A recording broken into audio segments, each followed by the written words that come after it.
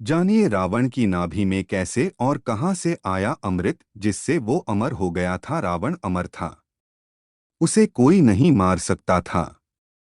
वजह थी कि उसकी नाभि में अमृत था। भगवान राम भी उसका वध तब तक नहीं कर पाए थे जब तक विभीषण ने रावण की अमरता का राज खोल नहीं दिया। मगर सवाल ये है कि रावण की नाभि में अमृत आया कहां से। बाली से युद्ध में घायल हुआ रावण प्राचीन धर्म ग्रंथों एवं मान्यताओं के अनुसार रावण की नाभि में अमृत आरोपित किया गया था, जिसके कारण रावण अमर हो गया था। कहा जाता है कि एक बार बाली और रावण के बीच भयंकर युद्ध हुआ। रावण को कई गंभीर चोटें पहुंची। कुछ इतनी अंदरूनी थी कि रावण का बचना मुश्किल हो गया।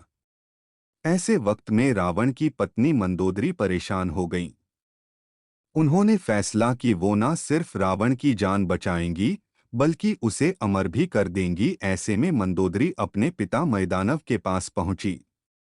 उन्होंने बताया कि अमृत चंद्रलोक में है, मगर वहां पहुंच पाना किसी इंसान के बस की बात नहीं। दिलचस्प बात यह है कि कई रहस्यमयी शक्तियों के मालिक मैदानव ने ही अमृत कलश को चंद्रलोक में स्थापित किया था। मैदानव ने मंदोदरी को ऐसी शक्ति दी जिससे वो चंद्रलोक पहुंच गई, मगर वहां जाकर भी अमृत कलश को ला पाना मुश्किल था। वजह थी कि अमृत कलश बहुत सी शक्तियों द्वारा सुरक्षित था। उसके पास जाना भी मौत को दावत देना था। कलश के नीचे से बहुत सारी विषैली गैसें निकलती थीं, जिससे मौत हो जाती थी। इसके चारों ओर गर्म लावा निकलता रहता था। ऐसे में अमृत की कुछ बूंदें भी धरती पर लाना नामुमकिन सा था। मंदोदरी के हाथ लगा अमृत कलश सुरक्षित था, सिवाय एक दिन को छोड़कर। दरअसल चंद्रलोक का एक नियम है कि चंद्रदेव साल में एक बार शरद पूर्णिमा के दिन इस अमृत कलश को वहां से निकालते हैं। उस वक्त वो धरती पर भी कुछ बूंदें गिराते हैं। यही वो मौका था जिसकी मंदोदरी को तलाश दी। मंदोदरी जब चंद्रलोक गई तो उसके 2 दिन बाद ही पूर्णिमा थी। जैसे ही पूर्णिमा की रात चंद्रदेव ने अमृत कलश वहां से बाहर निकाला, तभी रावण की पत्नी मंदोदरी ने अमृत कलश को चुरा लिया और भागने लगी। अंगूठी में अमृत भर कर धरती पर उतरी मंदोदरी के अमृत चुराने की जानकारी जैसे ही देवताओं को हुई, हाहाकार मच गया। सभी देवताओं ने मंदोदरी का पीछा करना शुरू कर दिया।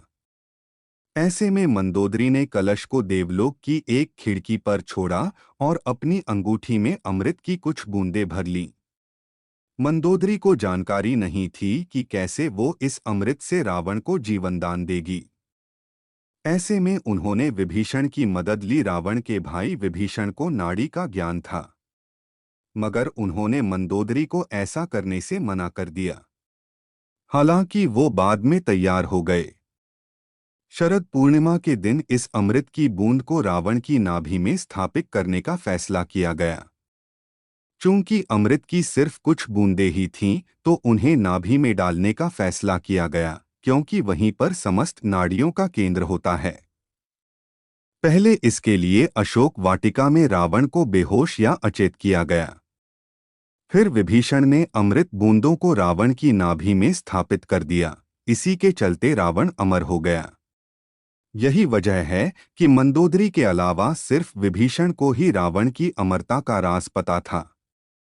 फिर युद्ध में विभीषण से रहस्य जानकर भगवान राम ने